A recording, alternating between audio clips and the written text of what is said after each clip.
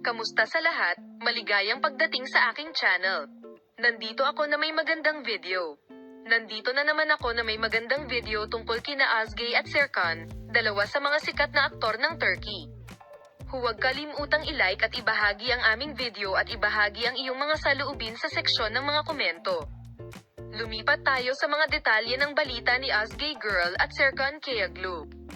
Sa nakakagulat na pag-unlad ng mga kaganapan, ang aming minamahal na mag-asawang Özge Gürel at Serkan Kayaglu, nakilala sa kanilang buhay na chemistry sa screen at kanilang relasyon sa totoong buhay, ay naging mga headline kamakailan nang ihayag na si Özge ay kusang nag-book ng flight papuntang Italy pagkatapos ng isang kaganapan. Pangyayari, hanggang sa makipagtalo sa kanyang asawa. Nagpasya si Özge Gürel na pumunta sa isang solong paglalakbay sa Italia nang ang aming mag-asawa, na ikinasal sa isang mesa na nakakuha ng puso ng kanilang mga tagahanga sa buong mundo, ay natagpuan ang kanilang sarili sa gitna ng hindi pagkakasundo. Ang mga mapagkukunang malapit sa mag-asawa ay nag-anunsyo na ang aktor, na kilala sa kanyang mga papel sa Indian TV series tulad ng Magnificent Duo at Kiraz Mevsimi, ay nagpasya na magpahinga mula sa tindi ng kanyang mga hindi pagkakasundo at i-clear ang kanyang ulo sa magandang tanawin ng Italia.